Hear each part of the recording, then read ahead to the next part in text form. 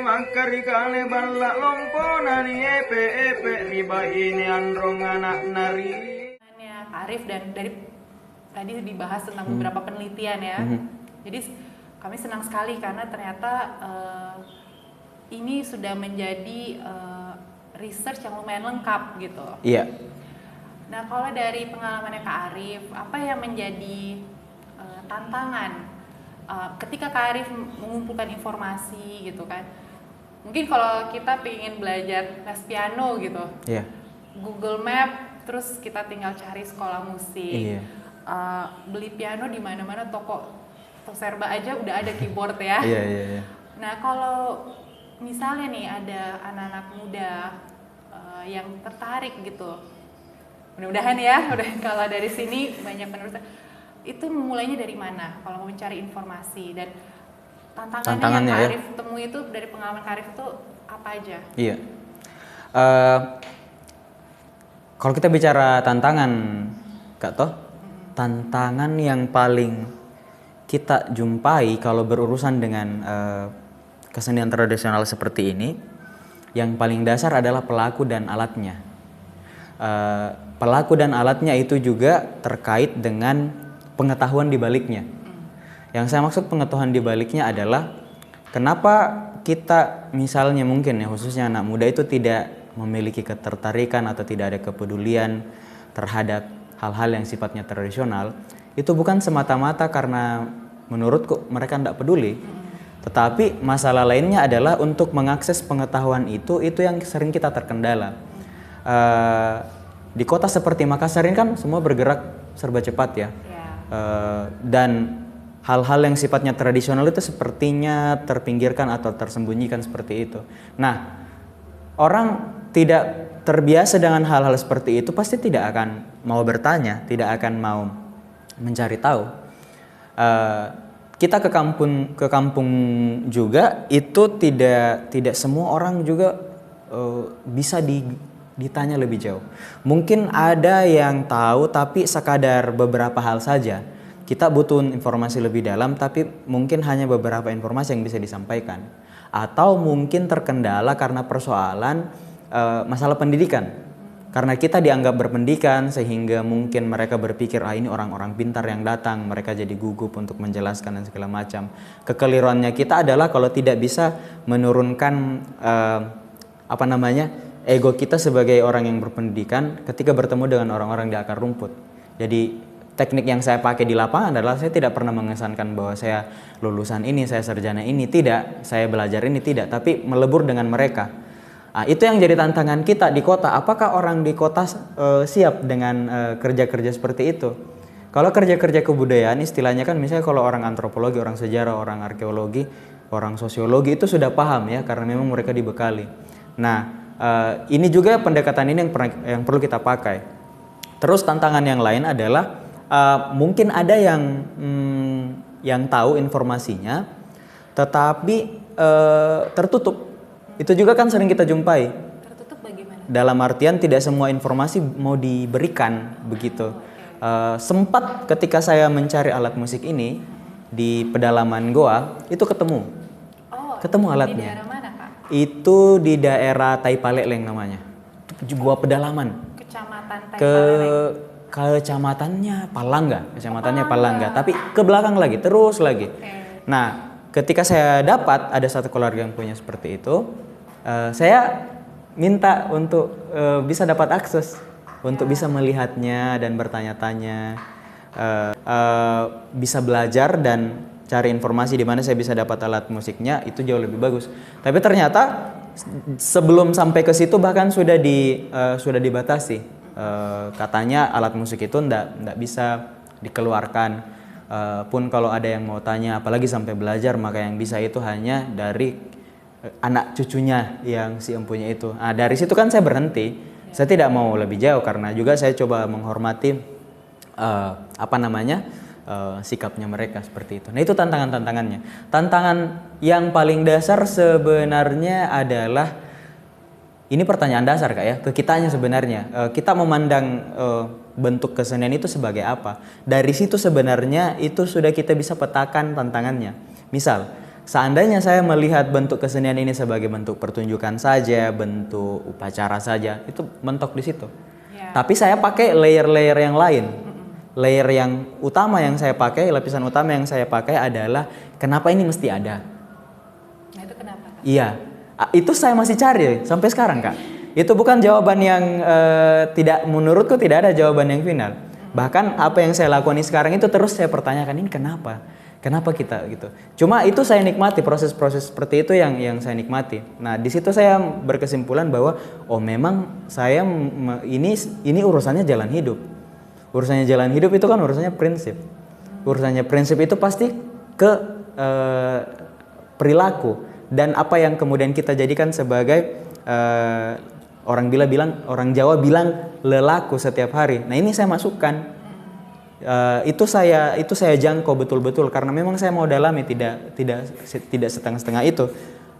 Sehingga tantangannya adalah ya kita harus tanya posisi kita dulu sebagai apa. Kalau kita berbicara konteksnya ini kesenian tradisional misalnya, kita sebagai pelaku, peneliti, menulis itu untuk kebutuhan skripsi misalnya, karena anak sastra banyak yang tulis itu, anak sejarah, anak seni banyak yang tulis. Tapi apakah mentok di skripsi saja? Kalau sampai di skripsi saja selesai. Ya, karena tidak dilestarikan. Iya, tidak ada keberlanjutan. Nah, kalau saya memilih semua jalan itu, pelaku seninya, pengkajinya juga. Jadi istilahnya urusan hidup saya sampai nantinya memang akan berurusan dengan hal-hal yang seperti ini, begitu. Wah, ini suatu panggilan yang lumayan, tadi kan sampai lelahku. Jadi Iya.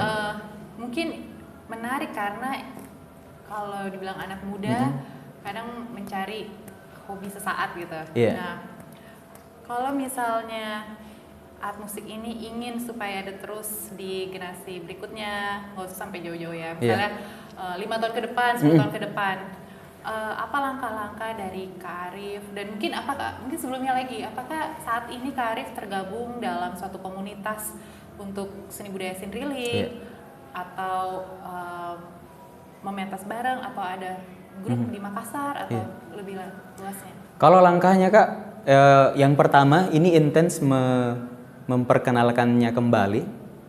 Kenapa saya bilang memperkenalkan kembali? Karena memang barang ini dari sini. Tapi harus diperkenalkan kembali karena ada sekian waktu yang lama itu terendap dan orang-orang bahkan asing. Gitu. Ini apa begitu? Ini dari mana gitu? Di beberapa pertunjukan itu rutin. Kesempatan untuk menyampaikan itu kepada orang itu kesempatan yang bagus. Yang kedua sebenarnya saya pakai strategi distribusi pengetahuan. Yang saya maksud distribusi pengetahuan adalah begini, ketika saya bersindrilik, apa yang saya sampaikan ke orang itu bukan cuma nada-nada, bukan cuma cerita, tetapi penjelasan bahwa di balik cerita itu ada pengetahuan. Misalnya begini, ketika satu cerita kita bawakan dan di cerita itu dideskripsikan beberapa hal secara detail, itu bisa disampaikan ke orang. Misalnya, nah sekarang sudah tahu kan kenapa laki-laki Makassar pakai ini, ikat kepala pas sapu ini di kepala. Karena dijelaskan tokoh-tokoh itu memakai di dalam cerita itu. Sehingga ini jadi penanda bahwa kita tidak asal pakai loh. Ini sudah dipakai sejak dulu. Cara memakainya juga ada aturan-aturan dan seterusnya. Siapa yang boleh pakai ini, siapa yang boleh pakai ini dan seterusnya. Di sini juga misalnya tentang baju bodo misalnya dijelaskan bahwa ada beberapa perempuan di dalam istana itu tapi dengan berbagai macam warna. Ada yang warna ungu, ada yang warna merah, hijau dan seterusnya. Ada penandanya bahwa posisi mereka sebagai apa di situ. Oh, ternyata itu menanda kenapa sampai dia pakai baju yang warna itu. Kenapa dia pakai baju yang warna putih misalnya karena dia adalah dukun di istana misalnya. Ya, kenapa si bangsawan itu pakai warna hijau? Karena itu memang warna yang dipakai oleh kalangan bangsawan yang tinggi. Ini yang saya sebut sebagai pesan pengetahuan sehingga orang mendengarnya itu oh iya ya, ini jadi penegas bahwa apa tradisi yang kita lanjutkan sekarang ini itu berhubungan dengan orang di masa lalu. Orang di masa lalu itu kan membuat kode-kode, membuat simbol-simbol. Nah itu masuk dari sini. Yang ketiga adalah pertunjukan ini kan dasarnya pertunjukan solo. Nah itu saya buat mulai berkelompok. Saya guide teman-teman yang sepemikiran yang ayo siap tidak kita gerak sama-sama, kita berjuang sama-sama. Kita buat ini bentuknya bentuk pertunjukan grup. Bahkan kita buat dalam pengembangan musiknya. Jadi saya membayangkan nanti-nanti ini bukan cuma Cinderella yang ada, tetapi ada beberapa dalam satu naskah itu bisa ada original soundtrack. Dan itu dikemas secara musikal. Maksud saya ketika kita dengar Braveheart, Game of Thrones, itu kan kayak Wow, itu soundtrack itu dimainkan dengan alat musik. bukan itunya, bisa, pasti bisa. Tetapi saya membayangkan kita punya musik sendiri yang kita komposisi sendiri dan itu khasnya ketika orang daerah ini Sudah Makassar. baru ya? Iya. Dan itu bisa misalnya di kemudian hari bisa mengiringi pertunjukan Cinderella-nya. Atau mungkin nanti kisah-kisah Cinderella itu difilmkan jadi film kolosal yang besar begitu. Kenapa tidak itu Cinderella yang menjadi scoring dari ceritanya itu. Nah, yang keempat Kak, yang tadi itu pengkajian. Jadi komunitas yang saya garap dengan teman-teman itu mengkaji kemungkinan pengembangan musiknya dan kemudian penelitian naskahnya. Jadi ke kampung-kampung, tanya ke orang, Pak Bu, kenapa Cinderella itu hilang di sini Bu? Siapa yang terakhir main Cinderella di sini Bu? Kapan terakhir kita lihat pertunjukannya ini? Itu yang kami kumpulkan, kami buat arsip. Kami mengarsipkan itu semua sebagai data yang kami bisa pertanggungjawabkan ketika urusannya misalnya, oh ya sumbermu dari mana? Oh ya dari sini. Nggak bisa dibantah, kami punya arsipnya. Termasuk arsip-arsip lama, catatan-catatan Belanda, atau koleksi-koleksi manuskrip-manuskrip yang lama. Yang kelima, juga kami terbuka sebenarnya dengan hal-hal yang sifatnya kalau itu ranah kebijakan. Ya. Ini ya urusannya pemerintah ya sebenarnya. Karena Kalau memang pelestarian budaya itu kan memakan biaya dan betul. membutuhkan support Betul, jangka butuh panjang ya. Butuh support jangka panjang Kak. Bahkan ada teman yang dia kuliah di Jogja, dia pulang ke Makassar, dia meneliti dan dia sampaikan ke saya, ini baru minggu lalu dia sampaikan bahwa posisi Cinderella itu posisi Cinderella untuk diajukan sebagai warisan budaya tak benda ke UNESCO itu terancam batal. Oh, jadi ini belum masuk ke UNESCO. Belum masuk, baru pengajuan. Oke. Orang banyak pikirnya sudah masuk tapi ternyata belum gitu. Dan ketika ditanya kenapa bisa seperti itu, dia bilang, "Oh ya karena di Sulawesi Selatan dianggap tidak ada geliat." Nah, makanya dia heran karena dia bilang, tapi saya melihat Kak Arif, Deng Rate dan pasien lain itu tetap bergerak kok. Jadi kondisinya kayak apa ya? Kayak tidak dianggap atau seperti apa? Jadi saya bilang, itu yang saya tidak paham. Karena itu sudah ranah strategis kan. Kita juga tidak tahu bagaimana misalnya pemerintah mengatur itu. Dalam konteks kebijakan strategis juga pelaku rasa-rasanya tidak dilibatkan begitu. Padahal pelaku yang paham gitu ini sebaiknya diapakan. Kalau kita berbicara tentang keberlanjutan ini barang, jangan sampai misalnya kita baru ribut-ribut lagi tahu-tahu negara lain mengklaim misalnya. Kayak yang kasus yang kemarin-kemarin kan seperti batik, reok dan seterusnya itu. Ada kemungkinan ini terjadi dengan ini. Dengan Cinderella juga. Jadi yang saya gerakkan itu adalah gerakan yang terus berkesinambungan. Tetapi memang kami tidak menutup kemungkinan bahwa sokongan itu pada akhirnya kita butuhkan. Ini mungkin juga masuk dalam bentuk tantangan Kak ya. Ya, Tantangan kita adalah walaupun kita tidak merasa terbebani, kita enjoy, kita menikmati apa yang kita gerakkan ini, tapi kemudian ya gaungnya itu mungkin hanya terbatas di beberapa kalangan saja. Gitu. Jadi kalau saya tangkap ini selain dari panggilan individunya dari lokal ya, dari grassroots ya, atau dari akar rumpun yang harus dibangkitkan lagi. Kemudian butuh juga support dari pemerintah buat jangka panjang ketika pemain yang sekarang sudah tidak ada, bagaimana gitu kan? Iya begitu. Termasuk Kak, saya potong termasuk analisisnya teman yang di Jogja kemarin itu dia bilang penelitian tentang Cinderella itu banyak yang jadi skripsi, yang jadi tesis sampai disertasi. Tetapi yang tidak dilihat adalah bagaimana penelitian itu memberikan dampak kepada apa yang diteliti, kepada objek penelitiannya itu. Jadi kayaknya mentok jadi pustaka saja, tapi kemudian kondisi di lapangan itu. Jadi seperti dokumentasi, tapi tidak bisa masuk ke ranah kebijakan. Iya, begitu. Dan kalau di luar negeri itu kan banyak pelestarian budaya itu tiba-tiba diadakan misalnya ada suatu komunitas mereka melestarikan rumah budaya, terus diadakan pertunjukan tapi yang memang berkesinambungan yang, ada pihak yang menjalankan itu terus gitu. Nah, apakah kan saya saya dengar-dengar nih, katanya besok boleh juga promosi di sini. Akan 1 hari itu ada ke beberapa kabupaten dan melakukan pementasan. Nah, ini rangkaian kegiatan seperti ini dari pemain itu bagaimana aksesnya? Apakah menjadi IO-nya sendiri atau memang ada yang mengundang? Gitu?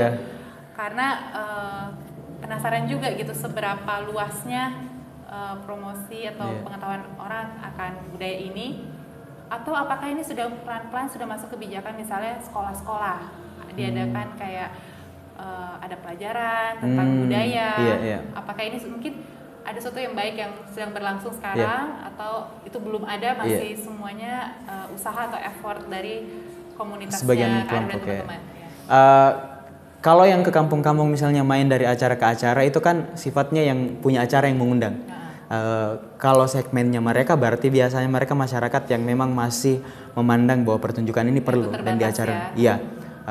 Nggak bisa dipungkiri itu terbatas. Tidak semua juga paham gitu. Terus yang kedua tadi kalau di dalam ranah kebijakan sebenarnya pelan-pelan ke sana ada sebenarnya. Misalnya, cuma kebijakan ini kayaknya belum dipayungi lebih serius. Yang menggerakkan itu adalah inisiator-inisiator yang ada di institusi itu, di komunitas, di kampus, di sekolah. Jadi orang-orang yang mereka sadar bahwa ini penting untuk diakses oleh siswa, oleh mahasiswa, itu yang mengundang. Bukan payung hukum akademiknya itu yang kemudian mengharuskan itu. Misalnya besok acara di SMP, di SMP-nya memang ada pengetahuan lokal, ada pelajaran muatan lokal itu, tetapi apakah ada kekhususan misalnya untuk mendatangkan praktisi? Kayaknya tidak. Tapi guru-guru yang berinisiatif untuk ini harus didatangkan, siswa harus melihat ini.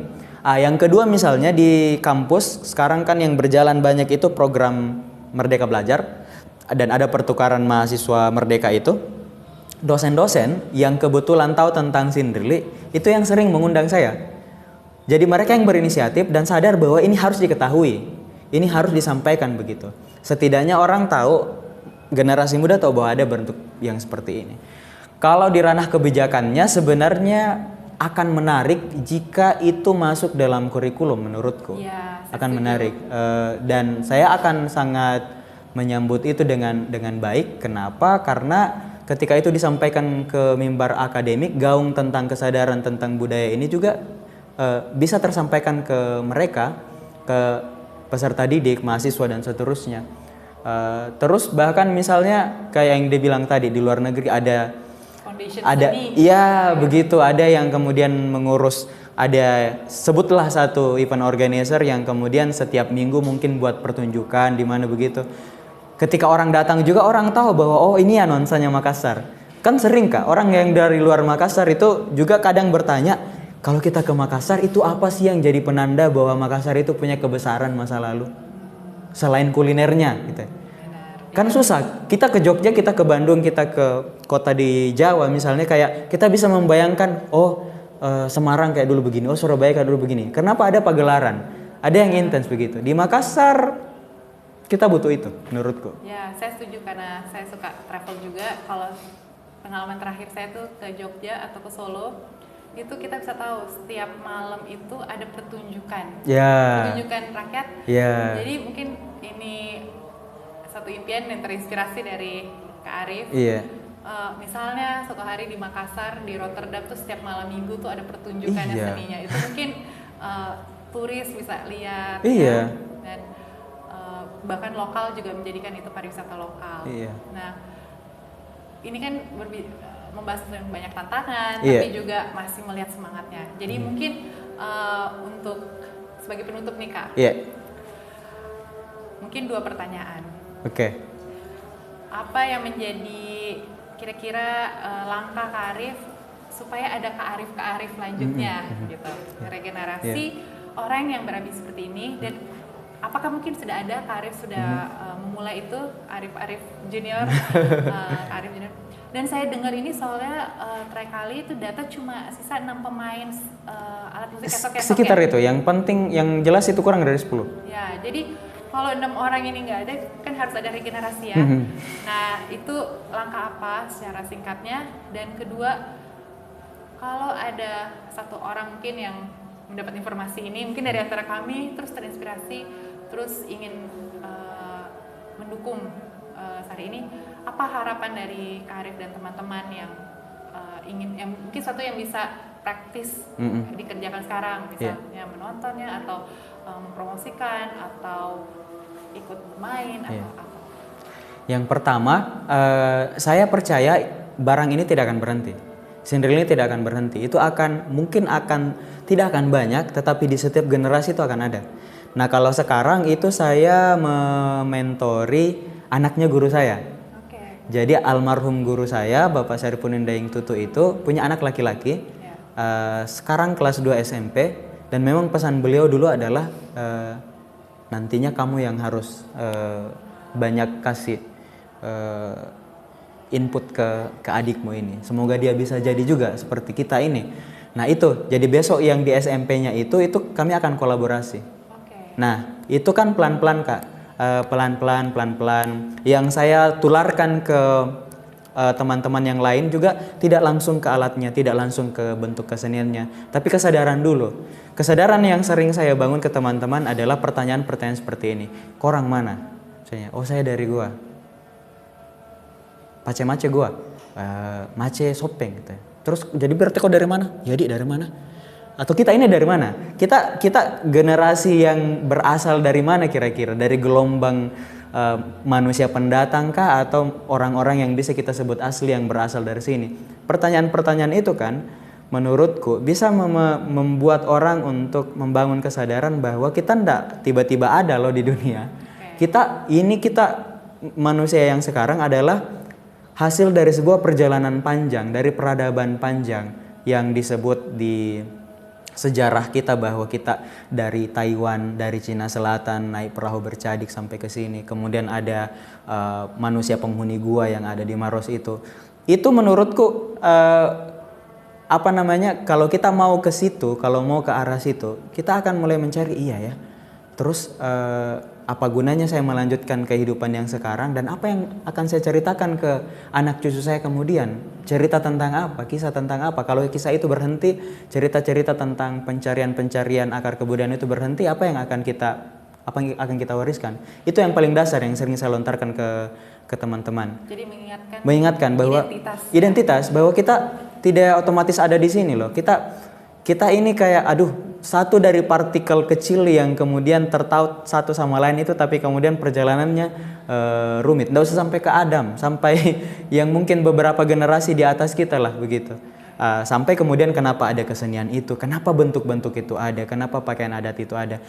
Supaya itu tidak berhenti menjadi ornamen-ornamen saja, hanya dipakai pada saat acara, hanya dipakai pada saat kawinan, dipertunjukkan pada saat ada acara-acara, tapi kemudian itu kering dari informasi tentang terus apa yang kau pakai itu apa, kenapa pakai seperti itu. Ini nyambung ke harapannya, ya harapannya tentunya sebenarnya tidak muluk-muluk Kak. Saya juga sebenarnya tidak muluk-muluk ya. Saya tidak berekspektasi juga misalnya kemudian itu harus dipandang istimewa, Sindril ini harus dipandang, diperlakukan apa supaya kemudian mendapatkan tempat kembali. Tidak. Yang paling dasar adalah orang sadar bahwa kita punya ini, kita punya budaya, dan yang paling sering dijadikan jargon itu budaya loh. Politisi itu sering ambil jargon budaya, orang-orang sering pakai simbol-simbol budaya, tetapi kemudian apakah mereka sadar untuk mau memperhatikan itu kan jadi pertanyaan. Sehingga memperhatikan Sindril misalnya, menyaksikan pertunjukan Sindril, mengkaji Sindril, bertanya kepada Pak Sindril kenapa Pak Sindril mesti ada. Itu adalah bentuk-bentuk kesadaran yang sebenarnya bisa menyelamatkan warisan-warisan kebudayaan kita dari ancaman kepunahan itu. Karena memang kepunahan itu bukan sesuatu yang orang mungkin pikir masa ada yang hilang. Itu hilang. Bahasa banyak yang hilang. Bahasa lokal banyak hilang. Ini yang saya bilang tadi di awal, dari persebaran umumnya di Pulau Sulawesi yang masif, terakhir terlacak tahun 1917 itu, yang bertahan sampai sekarang sepanjang yang saya tahu cuma ada yang di Lembah Poso, Gorontalo dan Madano saya kurang tahu, di Kendari saya kurang tahu, Sulawesi Barat masih ada sedikit, Toraja, Makassar. Di Bulukumba, di kampung saya sudah punah. Di Bantaeng sudah hilang. Di Jenepon tuh sudah hilang. Jadi kalau misalnya nih, seandainya besok gitu ya, saya tertarik juga nih belajar musik ini bisa dibeli nggak, Kak? Iya. Oh, bisa dibeli. Pengrajinnya itu ada di Goa. Oh, ada di Goa. Ada di Nanti Goa. kalau yang Iya. tertarik mau Iya. belajar musik ini mungkin. Cuma memang pengrajinnya juga terbatas. Jadi memang harus kita request dulu. Jadi nanti informasi lanjutan bisa tanya lagi ya, Iya. secara personal informasinya. Dan Kak, terima kasih. Kami juga mendukung setiap harapan-harapan itu semoga terjadi karena seperti ada Pramudia Anantatur yang bilang kalau bangsa yang tidak tahu bahasanya, dia tidak tahu identitas dirinya. Tidak ya. tahu tentang dirinya Mungkin sendiri. saya mengutipnya ini kurang tepat, tapi Iya. demikian halnya kalau kita orang Sulawesi gitu ya, Iya. saya dari utara, Kak Arif dari selatan. Tapi kalau kita tidak mengenal bahasa kita dalam arti segala bentuknya itu ya, dalam lisan, alat musik, mungkin pakaian, kita tidak mengenalnya, identitas kita juga akan hilang. Iya. Jadi mengutip ini ada pepatah dari bahasa Makassar. Iya, bagaimana itu Kak? Bagaimana bunyinya? Katetui pangredakanta, pangadakanta, dipajari, nipanjari seseorang, anak riboko. Anak riboko ya. Nah, itu artinya apa, Kak? Artinya kita jaga peninggalan budaya kita, adat istiadat kita, budaya kita untuk dijadikan warisan ke anak cucu kelak. Amin. Dan berarti ini mungkin satu nilai tambahan.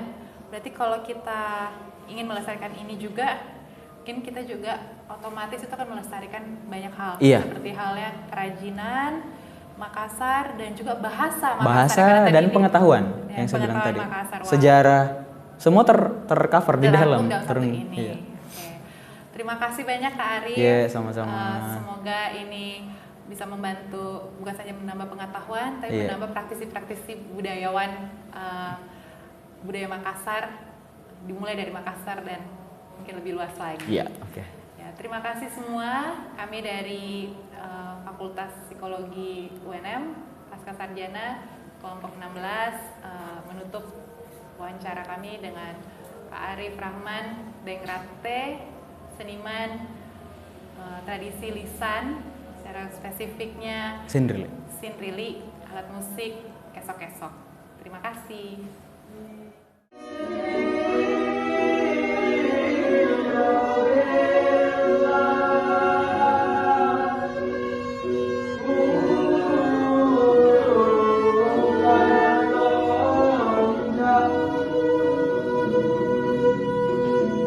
Kaya